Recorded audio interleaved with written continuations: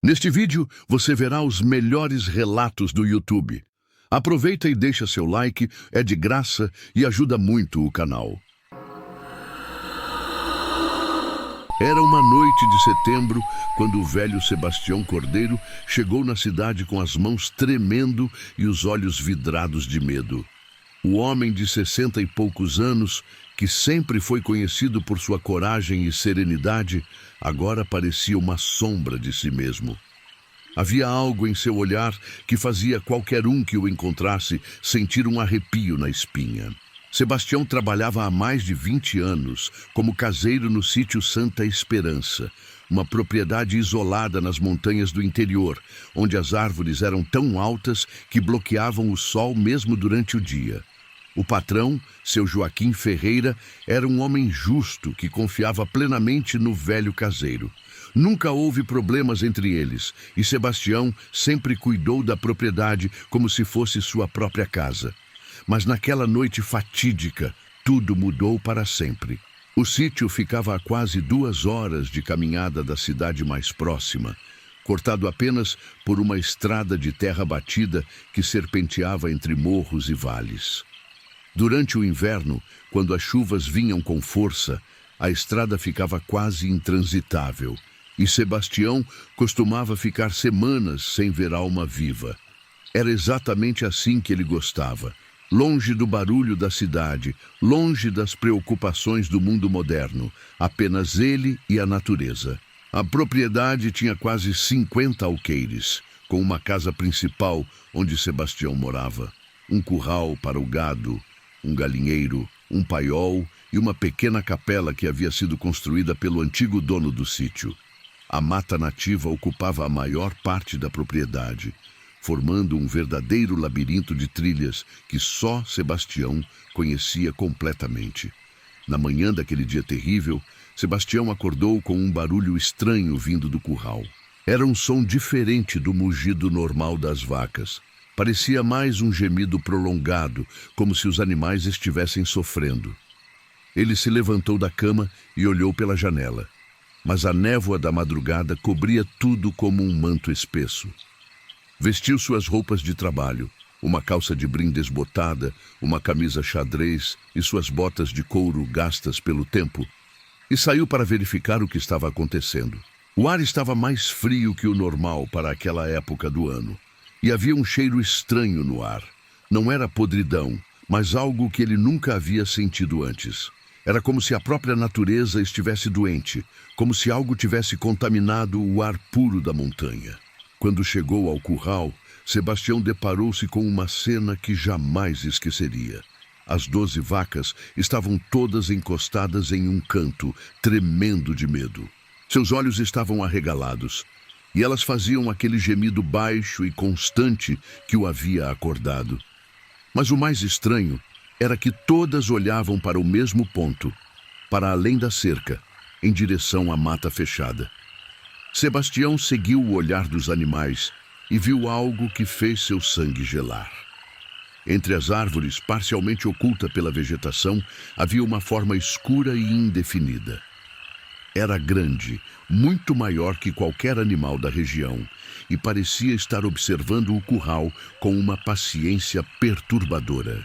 Não se movia, não fazia ruído, apenas permanecia ali, como se fosse parte da própria floresta.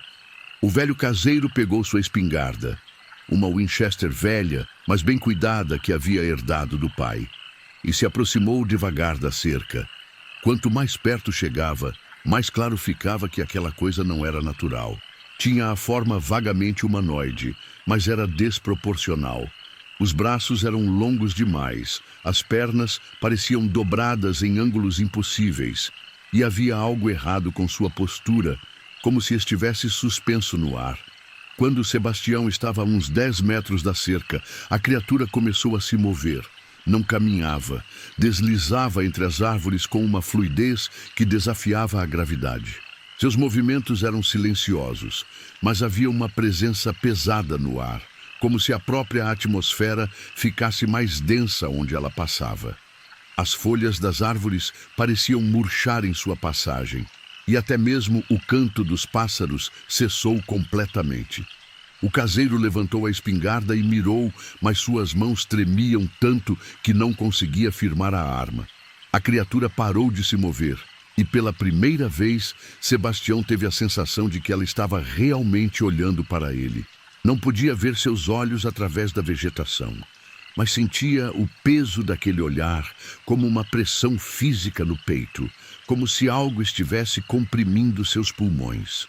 Por longos minutos, homem e criatura permaneceram imóveis, como se estivessem medindo forças. O tempo parecia ter parado, e Sebastião sentia como se estivesse preso em um pesadelo do qual não conseguia acordar. Então, sem qualquer aviso, a coisa simplesmente desapareceu. Não correu, não se escondeu, simplesmente deixou de estar ali, como se tivesse se dissolvido no ar. Sebastião ficou parado por mais alguns minutos, com a espingarda ainda apontada para onde a criatura havia estado. Suas pernas estavam fracas e ele sentia o coração batendo tão forte que parecia que ia sair do peito. O suor frio escorria por suas costas, mesmo com o ar gelado da manhã. Lentamente, abaixou a arma e voltou para a casa, mas manteve-se alerta durante todo o caminho, olhando constantemente por cima do ombro. O resto do dia passou sem incidentes, mas Sebastião não conseguia tirar a imagem daquela coisa da cabeça. Tentou se ocupar com os afazeres normais, alimentar as galinhas, consertar uma cerca que estava frouxa, organizar o paiol, mas sua mente continuava voltando para aquela manhã terrível. Tentou se convencer de que havia sido apenas uma sombra, um truque da luz matinal filtrada pela névoa. Mas lá no fundo, sabia que havia visto algo real, algo que não deveria existir. Durante o dia, notou que os animais continuavam agitados. As galinhas se recusavam a sair do galinheiro, mesmo quando ele espalhou milho pelo quintal. As vacas permaneciam agrupadas no canto do curral, e várias delas nem tocaram na ração. Até mesmo Trovão, seu fiel cão vira-lata que sempre o acompanhava em todos os lugares, agora permanecia grudado em suas pernas, olhando nervosamente para todos os lados. À tarde, Sebastião decidiu fazer uma vistoria na propriedade. Pegou sua espingarda e saiu para percorrer as trilhas da mata, procurando por sinais da criatura que havia visto pela manhã. Conhecia cada palmo daquelas terras, cada árvore, cada pedra, cada riacho. Se havia algo diferente, ele saberia identificar. Foi durante essa caminhada que encontrou as primeiras pistas reais de que algo estava errado. Em uma clareira próxima ao riacho que cortava a propriedade, havia pegadas na lama, se é que podiam ser chamadas de pegadas. Eram marcas profundas e alongadas, com aproximadamente meio metro de comprimento, que não se pareciam com nada que Sebastião conhecesse. Não eram de animal selvagem, não eram humanas, eram algo completamente diferente. As marcas formavam um padrão circular ao redor de uma árvore antiga, um jequitibá centenário que sempre serviu como ponto de referência para Sebastião. A árvore em si parecia diferente. Suas folhas estavam amareladas e caindo, como se estivesse morrendo, embora sempre tivesse sido uma das mais vigorosas da mata. Havia também aquele cheiro estranho novamente, mais forte aqui do que havia sido no curral. Sebastião fotografou as pegadas com sua velha câmera digital. Pensou que talvez pudesse mostrar para alguém na cidade. Talvez alguém soubesse o que eram. Mas quando olhou as fotos na tela pequena da câmera, ficou perturbado. As imagens estavam borradas, como se algo tivesse interferido na captura. Tentou tirar outras fotos, mas todas saíam da mesma forma, indefinidas, como se a própria luz se recusasse a registrar aquelas marcas. Quando voltou para casa, já estava anoitecendo. Sebastião preparou seu jantar simples, arroz, feijão e um pedaço de carne seca, mas mal conseguiu comer. Sentia-se observado, como se houvesse olhos invisíveis acompanhando cada um de seus movimentos. Várias vezes se levantou para olhar pelas janelas, mas não via nada além da escuridão que se aproximava. À noite, quando foi deitar, Sebastião trancou todas as portas e janelas da casa. Era algo que nunca havia feito antes. No sítio, sempre se sentira seguro, protegido pela distância da civilização e pela tranquilidade do campo. Mas agora, a escuridão lá fora parecia ameaçadora, cheia de possibilidades terríveis. Cada sombra poderia esconder uma ameaça, cada ruído da noite poderia ser um sinal de perigo. Foi durante a madrugada que os problemas realmente começaram. Sebastião acordou com o som de algo arranhando o telhado. Eram riscos longos e deliberados, como se algo com garras estivesse caminhando de um lado para outro sobre as telhas. O barulho se movia lentamente, indo de uma extremidade da casa para a outra, sempre com o mesmo ritmo cadenciado. Era como se algo estivesse mapeando a casa, estudando sua estrutura. O velho caseiro ficou deitado na cama, com o coração disparado, escutando aquele som terrível. Vez ou outra, o barulho parava e Sebastião quase suspirava de alívio. Mas então recomeçava, sempre mais próximo da janela do seu quarto. Podia ouvir as telhas se movendo, algumas até caindo no chão com um barulho seco. Depois de quase 1 hora, o som parou completamente. Sebastião esperou em silêncio, com todos os músculos tensos, mas não houve mais nenhum som. O silêncio era quase pior que o barulho. Pelo menos quando ouvia os arranhões, sabia onde a criatura estava. Agora, ela poderia estar em qualquer lugar. Lentamente, o cansaço tomou conta dele e acabou adormecendo mesmo com o medo.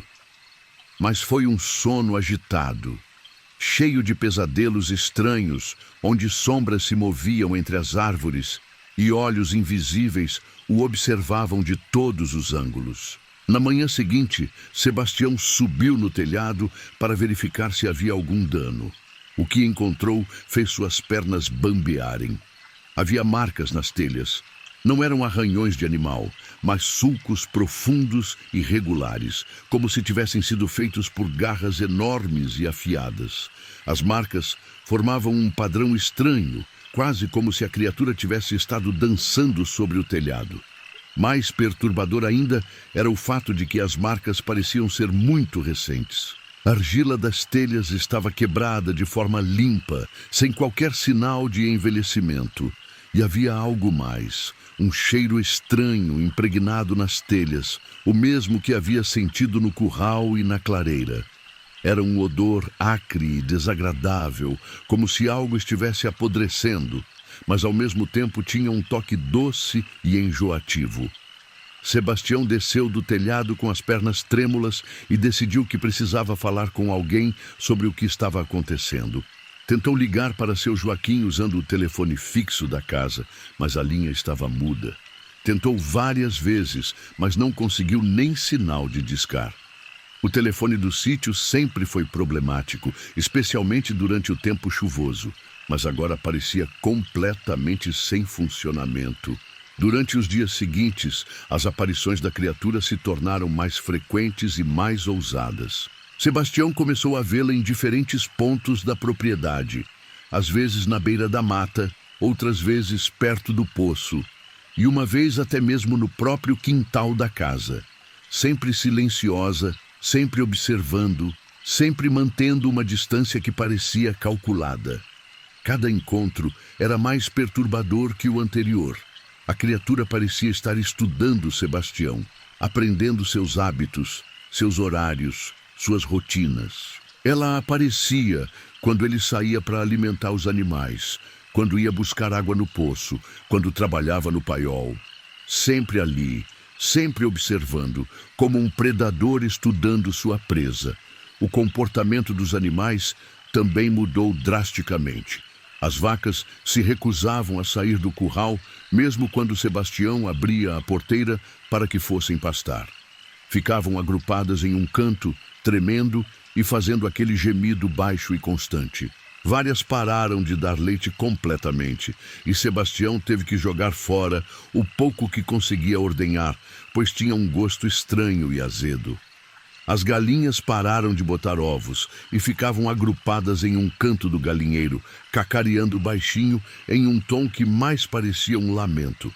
Sebastião tentou espalhá-las pelo quintal várias vezes, mas elas sempre voltavam para o mesmo cantinho, como se soubessem que ali era o único lugar seguro. Até o velho cão Trovão, que sempre foi corajoso e protetor, agora passava o dia todo escondido debaixo da varanda, tremendo de medo. Quando Sebastião o chamava, o cão vinha, mas sempre olhando nervosamente para todos os lados, como se esperasse que algo saltasse das sombras a qualquer momento. A situação ficou ainda mais estranha quando Sebastião percebeu que a criatura estava deixando presentes para ele. Eram pequenos objetos colocados em lugares onde ele certamente os veria. Pedras arranjadas em padrões geométricos, galhos trançados de forma impossível, pequenos ossos de animais dispostos em círculos perfeitos. Não havia nada ameaçador nesses arranjos, mas eles tinham algo profundamente perturbador, como se fossem mensagens escritas em uma linguagem que ele não compreendia. Sebastião tentou entrar em contato com seu Joaquim várias vezes, mas o telefone do sítio continuava sem funcionar. Pensou em caminhar até a cidade para pedir ajuda, mas isso significaria deixar a propriedade desprotegida, e algo lhe dizia que seria um erro terrível. Além disso, quem acreditaria em sua história? Ele mesmo às vezes duvidava do que estava vendo. Foi na quinta noite que a situação chegou ao limite. Sebastião havia adormecido na poltrona da sala, com a espingarda no colo e todas as luzes da casa acesas. Tinha medo de ir para o quarto, pois era lá que a criatura parecia focar sua atenção durante as madrugadas. Havia instalado lâmpadas extras em todos os cômodos, pensando que a luz poderia mantê-la afastada. Mas mesmo na sala, não conseguia ter um sono tranquilo. Por volta das 3 da manhã, foi acordado por uma batida na porta. Não era um barulho violento, mas uma pancada suave e ritmada, como se alguém estivesse pedindo permissão para entrar. 3 batidas. Pausa. 3 batidas. Pausa. O padrão se repetia de forma hipnótica. Sebastião ficou imóvel na poltrona, com a espingarda pronta, esperando para ver o que aconteceria. Seu coração batia tão forte que tinha certeza de que podia ser ouvido do lado de fora. As batidas continuaram por alguns minutos, sempre com o mesmo ritmo, sempre na mesma intensidade. Havia algo quase educado nelas, como se a criatura estivesse seguindo algum tipo de protocolo. Então, as batidas pararam. Sebastião esperou, mas não houve mais nenhum som. O silêncio era absoluto. Nem mesmo os ruídos normais da noite podiam ser ouvidos. Era como se toda a vida ao redor da casa tivesse simplesmente cessado de existir. Lentamente, se levantou da poltrona e se aproximou da janela, tentando espiar lá fora sem ser visto. Afastou ligeiramente a cortina e olhou através do vidro. O que viu quase o fez desmaiar de susto. A criatura estava parada bem em frente à porta, a menos de 2 metros de distância. Pela primeira vez, Sebastião pôde vê-la com clareza. Era ainda mais perturbadora do que havia imaginado. Tinha aproximadamente 2,5 metros de altura, mas sua forma era completamente errada. O corpo era esquelético, coberto por uma pele escura que parecia mais casca de árvore do que carne. Os braços eram desproporcionalmente longos, chegando quase ao chão, e terminavam em mãos com dedos que pareciam galhos retorcidos. Mas o mais terrível era o rosto, ou a falta dele. Onde deveria haver olhos, nariz e boca, havia apenas uma superfície lisa e escura, como se a face tivesse sido apagada por alguma força incompreensível. No entanto, Sebastião tinha certeza absoluta de que a coisa estava olhando diretamente para ele através da janela. Podia sentir aquele olhar penetrando sua alma, vasculhando seus pensamentos mais íntimos. A criatura permaneceu imóvel por longos minutos. Sua respiração, se é que respirava, era imperceptível. Não havia nenhum movimento que indicasse que estava viva, mas ao mesmo tempo emanava uma presença tão forte que o ar ao seu redor parecia vibrar. Então, lentamente, levantou um dos braços e apontou para a porta. O movimento foi tão deliberado e intencional que não deixava dúvidas. Ela queria entrar.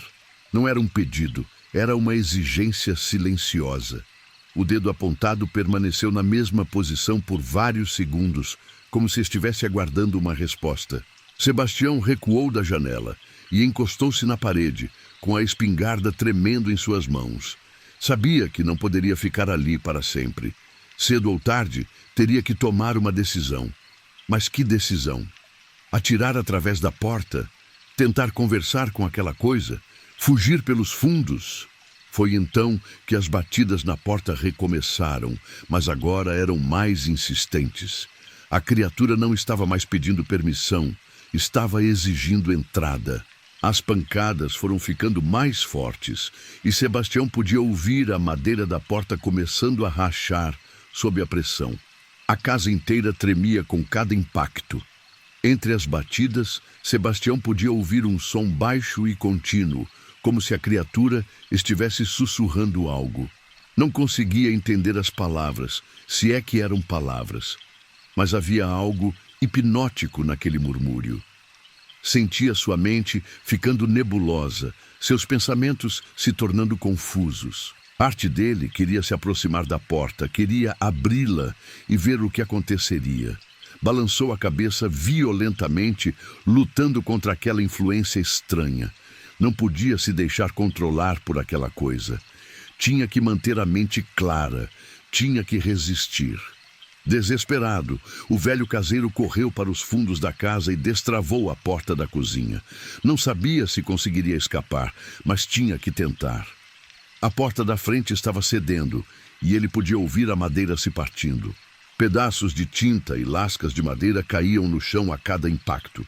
Sebastião saiu pelos fundos e correu em direção à mata, na direção oposta de onde havia visto a criatura pela primeira vez. Correu como não corria há décadas, com o coração batendo tão forte que parecia que ia explodir. Atrás dele, podia ouvir o som da porta da frente sendo arrancada das dobradiças, seguido por um silêncio ainda mais aterrorizante. Correu pela mata escura, tropeçando em raízes e sendo arranhado por galhos, mas sem parar. As árvores pareciam se fechar ao seu redor, formando um labirinto de sombras e obstáculos. Sabia que se parasse, se olhasse para trás, seria o fim. Podia sentir uma presença atrás dele, não muito distante, acompanhando seu movimento através da floresta. Correu até chegar à estrada de terra e, mesmo assim, continuou correndo sem parar para descansar. Suas pernas doíam, seus pulmões queimavam, mas não podia parar. A cada passo, esperava sentir uma garra gelada tocando seu ombro ou ver aquela forma impossível emergindo das sombras à sua frente. Só parou quando avistou as primeiras luzes da cidade, horas depois. Estava exausto, com as roupas rasgadas e o corpo coberto de arranhões, mas estava vivo. Olhou para trás uma última vez e viu apenas a escuridão da mata, silenciosa e aparentemente vazia. Mas sabia que ela ainda estava lá, esperando. Sebastião nunca mais voltou ao sítio Santa Esperança. Quando seu Joaquim chegou na propriedade alguns dias depois, encontrou a casa completamente destruída por dentro. Móveis quebrados, paredes arranhadas com sulcos profundos e um buraco enorme na porta da frente. Como se algo muito grande e muito forte tivesse forçado a entrada. Mas o mais estranho era que não havia sinais de roubo ou vandalismo. Nada havia sido levado, nem os poucos objetos de valor que Sebastião guardava na casa. Parecia mais como se algo tivesse procurado desesperadamente por alguma coisa, ou por alguém. Havia um padrão na destruição, como se a criatura tivesse vasculhado sistematicamente cada cômodo. Os animais haviam desaparecido, todas as vacas, todas as galinhas, até mesmo o velho trovão. Não havia corpos, não havia sangue, não havia rastros. Simplesmente tinham sumido, como se nunca tivessem existido. Os currais estavam intactos, as porteiras fechadas, mas vazios. Seu Joaquim tentou contratar outros caseiros, mas nenhum ficava mais de uma semana. Todos relatavam experiências similares, a sensação de estar sendo observado, sons estranhos durante a noite, a presença de algo que não deveria estar ali. Um deles durou apenas 2 noites antes de fugir, alegando ter visto algo que não era deste mundo, caminhando entre as ruínas da casa. Hoje, mais de 10 anos depois, o sítio Santa Esperança continua abandonado. A mata tomou conta da propriedade e a casa está em ruínas. As paredes estão cobertas de era, o telhado desabou em vários pontos e a natureza lentamente reclama o que uma vez foi construído pelo homem. Mas os moradores da região ainda evitam passar por perto, especialmente durante a noite. Sebastião nunca mais falou sobre o que havia acontecido naquelas noites terríveis. Mudou-se para longe, para uma cidade grande onde pudesse se perder no meio da multidão. Arranjou um emprego em um depósito, um trabalho simples, que não exigia explicações sobre seu passado. Mas aqueles que o conheciam diziam que ele nunca mais foi o mesmo. Tinha sempre um olhar assombrado, como se estivesse constantemente olhando por cima do ombro, esperando ver algo que não deveria estar ali. Não conseguia dormir com as luzes apagadas, e qualquer ruído estranho durante a noite o fazia pular da cama com o coração disparado. Seus vizinhos às vezes o ouviam falando sozinho durante as madrugadas, repetindo sempre as mesmas palavras. Ela ainda está lá, ela ainda está esperando. Às vezes, durante as noites mais escuras, quando o vento soprava forte entre as árvores, alguns moradores da região ainda relatavam ter visto uma forma escura e impossível se movendo entre as ruínas do sítio, sempre silenciosa, sempre observando, sempre esperando. Caçadores que se aventuravam muito perto da propriedade abandonada voltavam com histórias estranhas. Pegadas impossíveis na lama, árvores mortas dispostas em padrões geométricos e sempre aquele cheiro doce e nauseante que parecia impregnar tudo. Esperando por quê? Ninguém sabia ao certo, mas havia uma coisa que todos concordavam. O que quer que fosse aquela criatura, ela ainda estava lá, nas profundezas da mata, guardando seus segredos sombrios e aguardando o momento certo para revelar suas verdadeiras intenções. E talvez seja melhor que alguns mistérios permaneçam sem solução, perdidos para sempre nas sombras da noite e no silêncio das matas fechadas, onde coisas que não deveriam existir continuam a vagar, pacientemente esperando sua próxima oportunidade. O velho Antônio Pereira nunca foi homem de inventar histórias. Trabalhou a vida toda na terra, conhecia cada segredo que o campo podia guardar e sempre soube separar fantasia da realidade. Por isso, quando chegou na delegacia de Três Lagoas, com as roupas sujas de barro e os olhos cheios de lágrimas, ninguém duvidou que algo terrível havia acontecido na fazenda Esperança Nova. Antônio era o administrador da propriedade há 17 anos, cuidando de quase 100 cabeças de gado e uma plantação de milho que se estendia por dezenas de hectares. A fazenda pertencia ao Dr. Mário Santos, um empresário da capital, que visitava a propriedade apenas 2 vezes por ano. O resto do tempo, Antônio tocava tudo sozinho, com a ajuda esporádica de alguns peões da região. A fazenda Esperança Nova ficava localizada numa região isolada, cercada por morros cobertos de cerrado e cortada por 3 pequenos córregos que nunca secavam, mesmo durante a estiagem mais severa.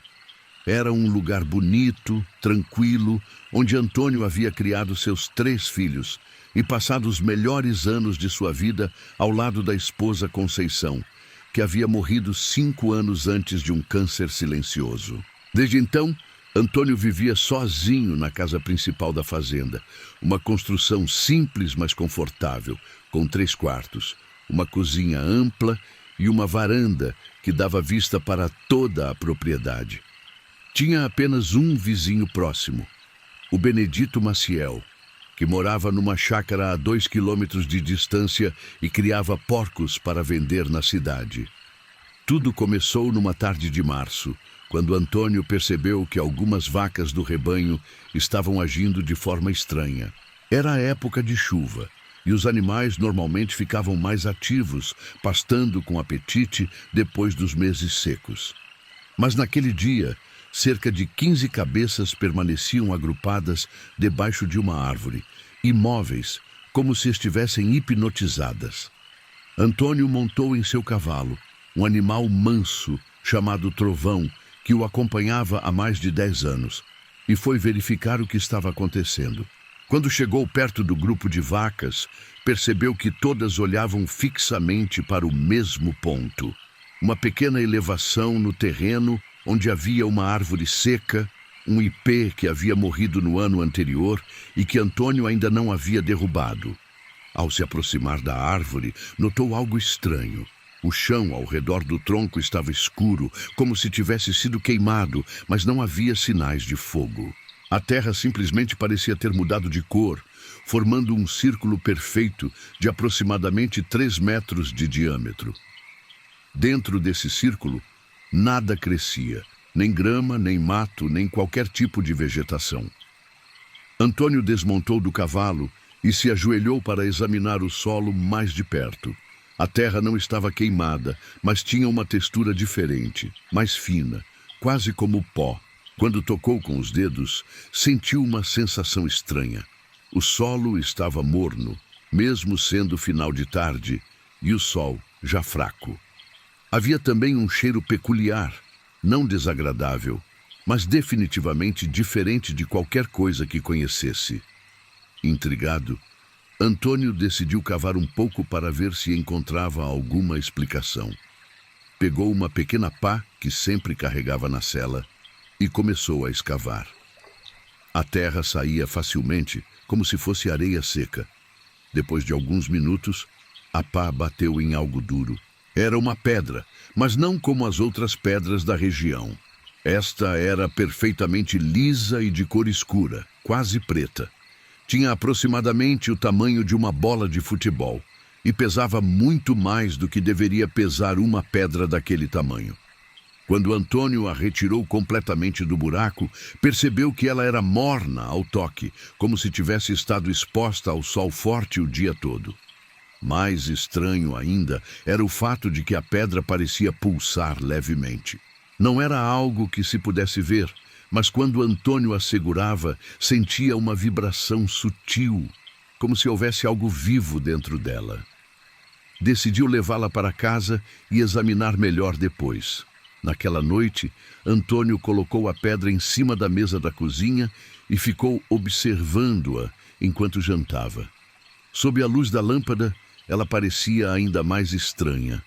Sua superfície era lisa como vidro, mas ao mesmo tempo parecia absorver a luz ao invés de refleti-la. E havia definitivamente uma pulsação, lenta, rítmica, quase como um batimento cardíaco. Por volta das 10 da noite, quando Antônio se preparava para dormir, ouviu um barulho vindo da cozinha. Era um som baixo, quase imperceptível, mas constante. Quando foi verificar, descobriu que o barulho vinha da pedra. Ela estava vibrando contra a mesa, produzindo um ruído leve, mas persistente. Intrigado e ligeiramente preocupado, Antônio decidiu levar a pedra para fora de casa. Colocou-a no quintal, próximo ao poço, pensando que talvez o problema fosse algum tipo de interferência elétrica. Mas mesmo do lado de fora, a pedra continuava vibrando. Foi então que percebeu algo ainda mais perturbador.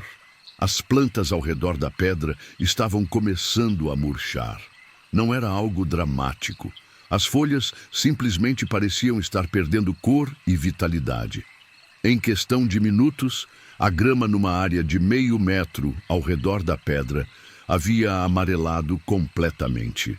Assustado, Antônio pegou a pedra e a colocou dentro de um balde de metal que deixou na garagem. Talvez, isolando-a do contato direto com o solo, conseguisse controlar seus efeitos, mas estava enganado. Durante a madrugada, foi acordado por um barulho vindo da garagem. Era um som metálico, como se alguém estivesse batendo no balde com uma marreta. Quando foi verificar, encontrou o balde completamente amassado, como se tivesse sido esmagado por uma força tremenda. A pedra estava no chão, intacta, mas agora brilhava com uma luz fraca e azulada. Antônio ficou parado na porta da garagem, observando aquela cena impossível. A pedra não apenas brilhava, ela estava levitando alguns centímetros acima do chão. Girava lentamente em torno do próprio eixo, emitindo um zumbido baixo que fazia os dentes doerem. Foi então que viu as sombras. Ao redor da pedra, formas escuras começaram a se materializar. Não eram sombras normais. Eram figuras tridimensionais, como se fossem feitas de fumaça negra, mas com uma consistência mais densa. Tinham forma vagamente humana, mas eram alongadas e distorcidas, como se fossem reflexos deformados num espelho quebrado. As figuras se movimentavam lentamente ao redor da pedra, sempre mantendo a mesma distância dela. Não faziam ruído, mas Antônio podia sentir uma presença pesada no ar, como se a própria atmosfera tivesse se tornado mais densa. O cheiro estranho que havia sentido próximo à árvore agora estava muito mais forte, quase insuportável. Uma das figuras se virou na direção de Antônio. Onde deveria haver um rosto, havia apenas um vazio escuro, mas ele sabia que estava sendo observado.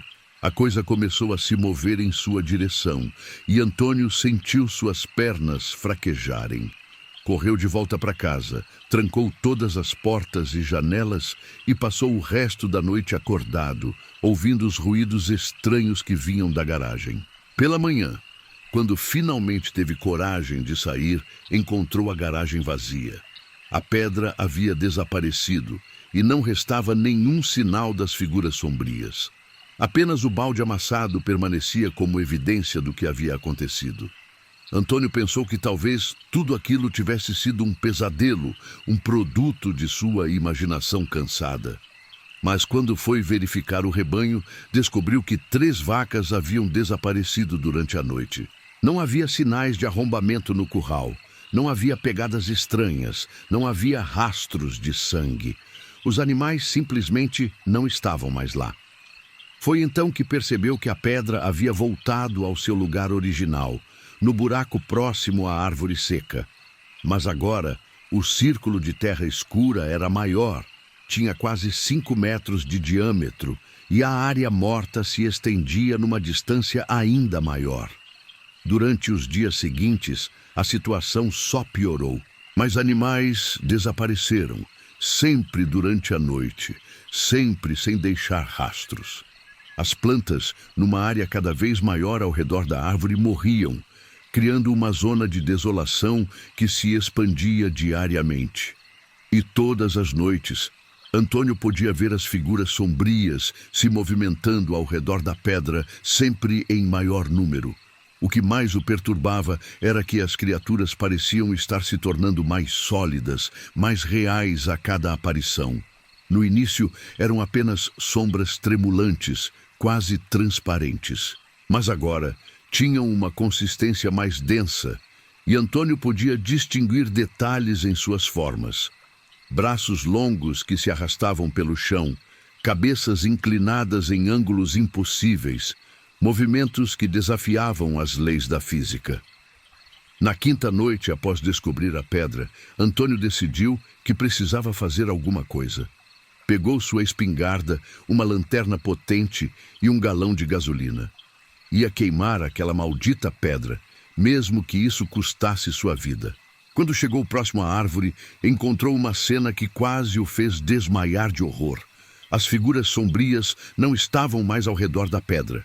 Estavam espalhadas por toda a área, algumas chegando até a casa principal. Eram pelo menos 30 criaturas, todas se movimentando com aquela fluidez perturbadora que havia observado antes. Mas o pior ainda estava por vir. No centro do círculo, onde a pedra deveria estar, Havia agora um buraco profundo, como se fosse uma entrada para algum lugar subterrâneo. E de dentro desse buraco vinham ruídos. Não eram sons que pudessem ser descritos com palavras, mas pareciam ser uma mistura de gemidos, arranhões e algo que lembrava vagamente uma música tocada de forma errada. Uma das criaturas notou a presença de Antônio e começou a se mover em sua direção. Desta vez, ele não fugiu. Levantou a espingarda e atirou bem no centro da figura sombria. O projétil passou através dela sem causar qualquer dano, como se estivesse atirando numa cortina de fumaça. Mas o tiro teve um efeito inesperado. Todas as criaturas pararam de se mover e se viraram na direção de Antônio.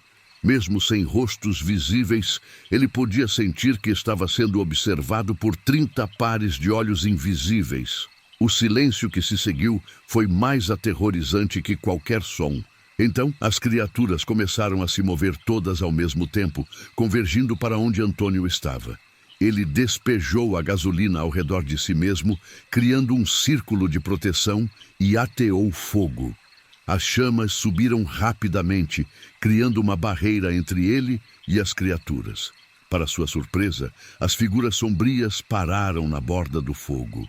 Pareciam ter medo das chamas, ou pelo menos algum tipo de respeito por elas. Ficaram ali, se movimentando nervosamente, mas sem se aproximar. Antônio aproveitou a oportunidade para correr de volta à casa. O fogo não duraria muito tempo e ele precisava sair dali o mais rápido possível. Pegou apenas o essencial, alguns documentos, um pouco de dinheiro e as chaves da caminhonete, e partiu em direção à cidade. No caminho, quando olhou pelo retrovisor, viu que toda a área ao redor da fazenda estava brilhando com uma luz azulada e sinistra. As criaturas sombrias se movimentavam livremente pelo terreno, e mais delas pareciam estar saindo do buraco próximo à árvore morta. Antônio dirigiu sem parar até chegar à delegacia da cidade, onde relatou tudo o que havia acontecido. Naturalmente, ninguém acreditou completamente em sua história, mas a sinceridade em seus olhos e o estado de terror genuíno em que se encontrava convenceram as autoridades de que algo sério havia acontecido. Uma equipe de investigação foi enviada à fazenda no dia seguinte. O que encontraram confirmou parte da história de Antônio. A área ao redor da árvore seca estava completamente morta, formando um círculo perfeito de desolação. Havia um buraco profundo no centro, mas não conseguiram determinar sua profundidade. Todas as cordas que jogaram lá dentro simplesmente desapareceram, como se tivessem sido cortadas por algo. Mais perturbador ainda era o fato de que todos os animais da fazenda haviam desaparecido. Mais de 100 cabeças de gado, além de porcos, galinhas e outros animais menores. Não havia corpos, não havia sinais de luta, não havia qualquer explicação lógica para o desaparecimento. A investigação oficial concluiu que a fazenda havia sido alvo de uma quadrilha especializada em roubo de gado, embora não conseguissem explicar o buraco ou a área morta ao redor da árvore. O caso foi arquivado após algumas semanas, classificado como desaparecimento de animais por causas indeterminadas. Mas Antônio sabia a verdade. E não foi o único. Benedito Maciel, o vizinho mais próximo, também relatou experiências estranhas durante aqueles dias. Disse que seus porcos ficaram agitados durante várias noites, grunhindo e correndo pelo chiqueiro como se estivessem fugindo de algo. Na última noite, ele viu vultos escuros se movimentando na direção da fazenda Esperança Nova. E na manhã seguinte, 2 de seus porcos haviam desaparecido. A fazenda foi colocada à venda, mas ninguém demonstrou interesse real em comprá-la. Visitantes potenciais relatavam uma sensação estranha ao pisar na propriedade, como se não fossem bem-vindos, como se algo estivesse observando cada movimento. Muitos saíam de lá antes mesmo de completar a visita, alegando dor de cabeça ou náuseas. Antônio nunca mais voltou à propriedade.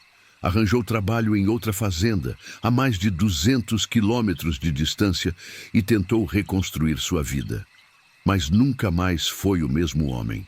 Seus novos patrões notaram que ele evitava trabalhar sozinho, especialmente durante a noite. Sempre que via sombras se movimentando de forma estranha, ou quando ouvia ruídos que não conseguia identificar, ficava visivelmente nervoso. Hoje, mais de 8 anos depois, a Fazenda Esperança Nova continua abandonada. A mata cresceu sobre os campos de cultivo. As construções estão em ruínas e o buraco próximo à árvore seca continua lá, aparentemente tão profundo quanto sempre foi. Moradores da região evitam passar pela propriedade, especialmente durante a noite. Mas algumas pessoas corajosas ou tolas ocasionalmente se aventuram até lá. Sempre voltam com histórias perturbadoras sobre sombras que se movem contra a luz, ruídos que vêm de debaixo da terra e uma sensação constante de estar sendo observado por algo que não deveria existir. E todas essas pessoas concordam em um ponto: o buraco próximo à árvore seca está crescendo.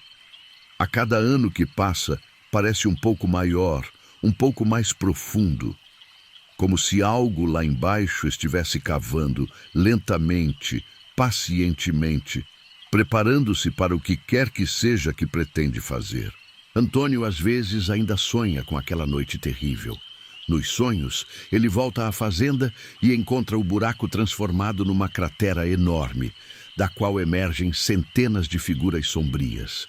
Elas se espalham pela região, depois pelo estado, depois pelo país, levando sua escuridão para todos os cantos do mundo.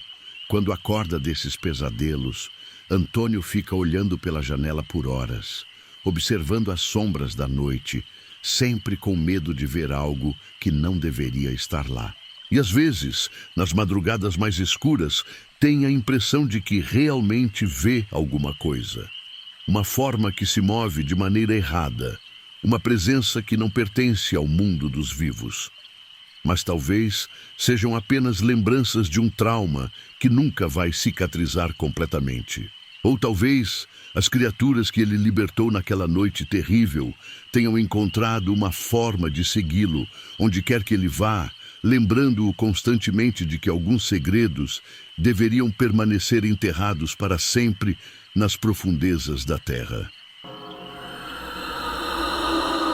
O nome de Zé Maria Oliveira ficou marcado para sempre nos arquivos da Polícia Civil de Garanhuns, quando ele apareceu na delegacia numa manhã de agosto, com as roupas rasgadas e os cabelos embranquecidos de uma hora para outra.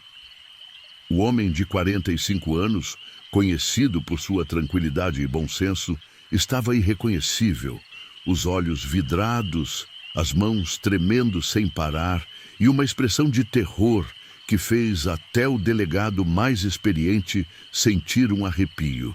Zé Maria trabalhava como zelador do Engenho São Bento há quase 15 anos, cuidando das ruínas de uma antiga fazenda de cana-de-açúcar que havia sido próspera durante o século passado. A propriedade pertencia agora aos herdeiros da família Almeida, que viviam na capital e raramente visitavam o local. Era um trabalho tranquilo, manter a vegetação controlada, verificar se não havia invasores e cuidar da casa principal, que ainda estava em boas condições. O engenho ficava localizado numa região montanhosa, cercado por morros cobertos de mata atlântica e cortado por um riacho que nunca secava completamente. As ruínas da antiga moenda ainda estavam de pé, cobertas por cipós e musgos, criando um cenário que misturava beleza natural com melancolia histórica. Era um lugar silencioso, onde o único ruído constante era o barulho da água correndo entre as pedras. Zé Maria morava sozinho numa pequena casa de 2 cômodos que havia sido construída especificamente para o zelador. Sua esposa, Dona Lourdes, havia morrido 3 anos antes de problemas no coração, e seus 2 filhos moravam longe, um em São Paulo e outro no Rio de Janeiro. A solidão não o incomodava. Sempre foi homem de poucos amigos e muita introspecção. Tudo começou numa tarde de julho, quando Zé Maria estava fazendo sua ronda de verificação pelas ruínas do engenho. Era algo que fazia todos os dias, sempre no mesmo horário, seguindo o mesmo caminho. Conhecia cada pedra, cada árvore, cada canto daquele lugar. Por isso notou imediatamente quando algo estava diferente. No meio das ruínas da antiga Casa Grande, havia uma pedra que ele nunca havia visto antes. Não era grande, aproximadamente do tamanho de um punho fechado, mas chamava a atenção porque estava perfeitamente limpa, sem musgo, sem terra, sem qualquer sinal de envelhecimento. Parecia ter sido colocada ali recentemente, apesar de Zé Maria ter certeza de que não havia estado lá na véspera. A pedra tinha uma cor estranha, quase translúcida, como se fosse feita de vidro fumê. Quando Zé Maria se abaixou para examiná-la mais de perto, percebeu que ela estava morna ao toque, apesar do dia estar fresco. Havia também um som muito baixo vindo de dentro dela. Não exatamente um ruído, mas uma vibração que podia ser sentida mais do que ouvida. Intrigado, Zé Maria decidiu levar a pedra para casa e examiná-la melhor. Colocou-a numa prateleira da cozinha e ficou observando-a enquanto preparava o jantar. Sob a luz da lâmpada, a pedra parecia brilhar levemente, como se tivesse luz própria. E havia definitivamente algum tipo de movimento interno, pequenas sombras que se agitavam dentro do material translúcido. Naquela noite, Zé Maria teve sonhos estranhos. Sonhou que estava caminhando pelas ruínas do engenho, mas tudo estava diferente. As construções estavam intactas, como deviam ter sido há mais de 100 anos. Havia pessoas trabalhando, escravos cortando cana, o barulho da moenda funcionando, o cheiro doce do melaço sendo produzido. Mas havia algo errado com aquelas pessoas. Seus movimentos eram mecânicos, repetitivos, como se fossem marionetes sendo controladas por cordas invisíveis. No centro do sonho, havia uma figura que observava tudo de longe. Era um homem alto e magro, vestido com roupas da época, mas seu rosto estava sempre na sombra. Zé Maria sabia, sem entender como, que aquele homem era o responsável por tudo, pela propriedade, pelos trabalhadores e por algo mais sombrio que ele não conseguia identificar. Quando acordou, já era quase meio-dia. Era estranho, pois sempre acordava cedo com o nascer do sol. Sentiu-se confuso e desorientado, como se tivesse bebido na noite anterior, embora não tocasse em álcool há anos. A pedra continuava na prateleira, mas agora parecia estar um pouco maior do que na noite anterior. Durante os dias seguintes, os sonhos se tornaram mais frequentes e mais vívidos. Sempre o mesmo cenário. O engenho funcionando como antigamente, os trabalhadores se movendo de forma mecânica e a figura sombria observando tudo. Mas a cada sonho, Zé Maria conseguia ver mais detalhes. Os trabalhadores não eram apenas escravos. Havia pessoas de todas as idades, homens, mulheres e até crianças. E todos tinham a mesma expressão vazia, como se suas almas tivessem sido sugadas de seus corpos. Mais perturbador ainda era o fato de que a figura sombria parecia estar ficando mais clara a cada sonho. Zé Maria começou a distinguir características do rosto. Olhos fundos e escuros, uma boca que nunca sorria, uma pele pálida que parecia nunca ter visto o sol. E sempre que seus olhos se encontravam no sonho, Zé Maria sentia uma pressão terrível na cabeça, como se alguém estivesse tentando entrar em sua mente. Na vida real, a pedra continuava crescendo. Era um crescimento lento, quase imperceptível, mas constante. E junto com o crescimento, vinha uma mudança na atmosfera da casa. O ar parecia mais pesado. Os ruídos normais da noite pareciam amplificados, e Zé Maria começou a ter a sensação constante de que não estava sozinho. Foi numa quinta-feira pela manhã que as coisas tomaram um rumo ainda mais sinistro. Zé Maria acordou e descobriu que a pedra não estava mais na prateleira. Procurou por toda a casa, mas não a encontrou. Pensou que talvez tivesse caído e rolado para debaixo de algum móvel, mas mesmo depois de uma busca minuciosa, não havia sinal dela. Foi então que decidiu voltar ao local onde havia encontrado a pedra, nas ruínas da Casa Grande. Talvez ela tivesse voltado ao lugar original por algum motivo que ele não compreendia. Mas quando chegou lá, encontrou algo muito pior. No exato local onde havia encontrado a primeira pedra, agora havia 5 outras, todas idênticas, todas brilhando com aquela luz interna estranha. Estavam dispostas em círculo, e no centro do círculo havia uma pequena depressão no chão, como se algo estivesse sendo escavado de baixo para cima. Zé Maria se ajoelhou para examinar a depressão mais de perto. O solo estava solto, quase como areia, e tinha a mesma cor acinzentada das pedras. Quando tocou a terra com os dedos, sentiu que ela estava morna. Não, mais que morna, estava quase quente. E havia uma vibração vindo de baixo, como se alguma máquina gigantesca estivesse funcionando nas profundezas da terra. Foi então que ouviu vozes. Eram vozes baixas, quase sussurros, vindo de debaixo do solo. Não conseguia entender as palavras, mas havia algo familiar naqueles sons. Pareciam ser muitas pessoas falando ao mesmo tempo, como se fosse um coro distante, e quanto mais prestava atenção, mais claro ficava que as vozes estavam chamando o seu nome. Zé Maria, Zé Maria, venha, venha conosco. O zelador se levantou rapidamente e recuou alguns passos. As vozes continuaram por mais alguns segundos. Depois cessaram completamente.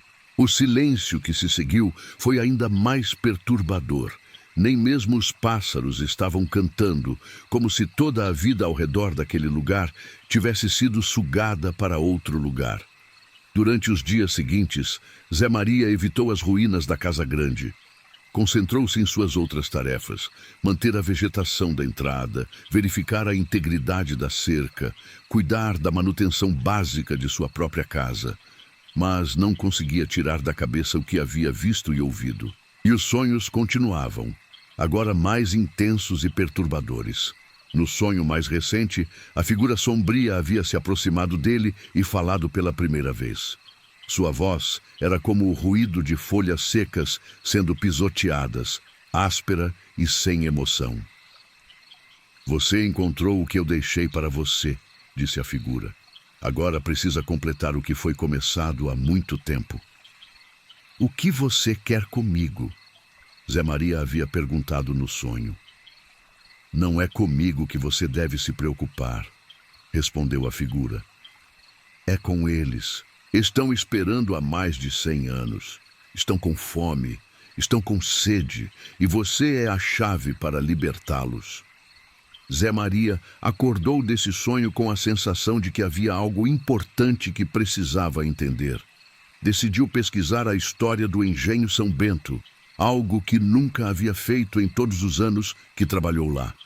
Foi até a biblioteca da cidade e passou horas procurando informações sobre a propriedade. O que descobriu fez seu sangue gelar. O Engenho São Bento havia sido uma das propriedades mais prósperas da região durante o século XIX, mas também uma das mais cruéis. O proprietário, um homem chamado Coronel Benedito Almeida, era conhecido por tratar seus escravos com uma brutalidade que chocava até mesmo os padrões da época.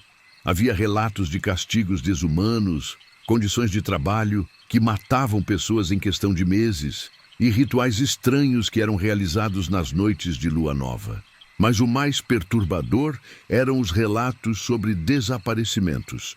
Durante os anos de funcionamento do engenho, dezenas de escravos simplesmente sumiram, sem deixar rastros.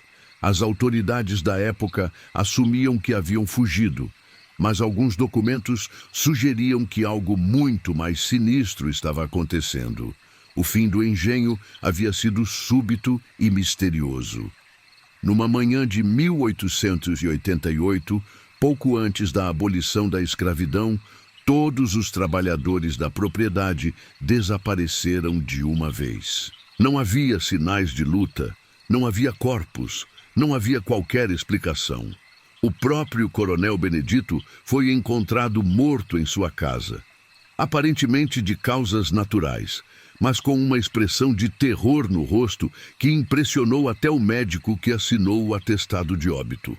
A propriedade ficou abandonada por décadas, até ser comprada pelos atuais proprietários, que a transformaram num ponto turístico histórico. Mas mesmo assim, havia sempre relatos estranhos.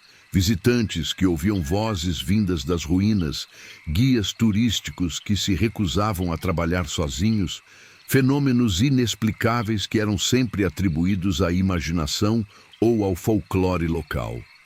Zé Maria voltou para casa, com a cabeça cheia de informações perturbadoras. Agora entendia que não era coincidência ter encontrado aquelas pedras. De alguma forma, estava sendo envolvido numa história que havia começado mais de um século antes. Mas ainda não sabia o que era esperado dele, ou como escapar daquela situação. Naquela noite, quando foi dormir, o sonho foi diferente de todos os outros. Desta vez, não estava caminhando pelas ruínas, estava no subsolo, numa espécie de caverna ou túnel que se estendia por baixo de toda a propriedade. As paredes eram cobertas por aquelas pedras translúcidas, milhares delas, todas brilhando com a mesma luz estranha. E havia pessoas lá embaixo, centenas delas, talvez milhares. Estavam imóveis, como se estivessem dormindo em pé, mas Zé Maria podia ver que estavam vivas. Respiravam lentamente, seus corações batiam num ritmo quase imperceptível, mas estavam definitivamente vivas. Eram homens, mulheres e crianças de todas as idades, vestidos com roupas de épocas diferentes. Alguns usavam as roupas simples de escravos do século XIX. Outros tinham roupas mais modernas. A figura sombria estava lá também, caminhando entre as pessoas imóveis como um pastor cuidando de seu rebanho. Quando viu Zé Maria, sorriu pela primeira vez. Um sorriso terrível que não tinha nada de humano. Agora você entende, disse a figura. Eles não morreram, apenas estão esperando o momento certo para retornar. E esse momento chegou. O que você quer de mim? Zé Maria perguntou novamente. Simples, respondeu a figura. Você vai quebrar o último selo. Vai completar o ritual que foi interrompido há mais de 100 anos. E então eles poderão sair. Poderão tomar o lugar dos vivos e recomeçar a vida que lhes foi roubada. Zé Maria acordou com o coração disparado. Agora entendia tudo. As pedras eram algum tipo de dispositivo místico, ligado àquelas pessoas presas no subsolo. E de alguma forma ele havia sido escolhido para completar um processo que começara décadas antes. Na manhã seguinte, decidiu que tinha que fazer alguma coisa. Não podia simplesmente fugir e deixar aquela situação para outra pessoa resolver. Pegou uma picareta, uma lanterna potente e um galão de gasolina. Ia destruir aquelas pedras, mesmo que isso custasse sua vida. Quando chegou às ruínas da Casa Grande, descobriu que a situação havia mudado drasticamente durante a noite. O círculo de pedras agora tinha mais de uma dezena delas, e a depressão no centro havia se transformado numa abertura real. Um buraco de aproximadamente 1 metro de diâmetro que descia para as profundezas da terra. De dentro do buraco vinha uma luz azulada e um som que era como uma mistura de suspiros e lamentações.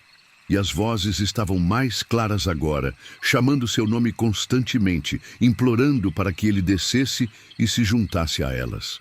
Zé Maria se aproximou da borda do buraco e olhou para baixo. Podia ver túneis se estendendo em várias direções, todos iluminados por aquela luz estranha das pedras. E podia ver movimento lá embaixo, figuras se agitando lentamente como se estivessem acordando de um sono muito longo. Foi então que uma mão emergiu do buraco. Era uma mão humana, mas com a pele acinzentada e unhas longas como garras. agarrou a borda do buraco e começou a se içar para cima. Outros braços apareceram, depois cabeças, depois corpos inteiros. Eram as pessoas que Zé Maria havia visto em seus sonhos, mas agora estavam acordadas e subindo para a superfície. A primeira figura que saiu completamente do buraco era uma mulher jovem, vestida com roupas de escrava do século XIX. Seus olhos estavam completamente brancos, sem pupilas, e sua boca estava aberta num grito silencioso. Ela olhou diretamente para Zé Maria e começou a caminhar em sua direção com movimentos rígidos e mecânicos. Mais figuras emergiram do buraco. Homens, mulheres, crianças, todos com a mesma aparência cadavérica, todos se movendo da mesma forma antinatural. Em questão de minutos, havia uma dezena deles ao redor de Zé Maria, formando um círculo que se fechava lentamente. O zelador tentou correr, mas descobriu que suas pernas não obedeciam aos comandos de seu cérebro. Era como se estivesse preso numa espécie de paralisia, capaz de ver e ouvir tudo, mas incapaz de se mover. As figuras se aproximaram ainda mais, e ele podia sentir o frio que emanava de seus corpos. Foi então que a figura sombria emergiu do buraco. Era exatamente como nos sonhos, alta, magra, vestida com roupas do século XIX. Mas havia algo ainda mais perturbador em vê-la na realidade. Seus olhos eram buracos negros que pareciam sugar a luz ao redor, e sua presença fazia o ar ficar pesado e difícil de respirar. "Obrigado por completar o ritual", disse a figura com sua voz de folhas secas. "Agora eles podem retomar suas vidas, e você pode se juntar a nós." As figuras cadavéricas se aproximaram ainda mais, e Zé Maria sentiu mãos geladas tocando seus braços e ombros. Sabia que em poucos segundos seria arrastado para dentro daquele buraco, para se juntar aos outros na escuridão subterrânea. Mas foi então que se lembrou da gasolina que havia trazido. Com um esforço sobre-humano, conseguiu quebrar a paralisia tempo suficiente para despejar o combustível sobre si mesmo e sobre as figuras mais próximas. Acendeu um fósforo e ateou fogo em tudo. As chamas subiram rapidamente, e as figuras cadavéricas recuaram com gritos que pareciam vir de muito longe. A figura sombria rugiu de raiva e frustração, mas também se afastou do fogo. Zé Maria aproveitou a confusão para correr, mesmo com as roupas pegando fogo. Correu pela mata, rolou no chão para apagar as chamas e continuou correndo até chegar à estrada. Não parou até chegar à cidade, onde chegou na delegacia em estado de choque completo.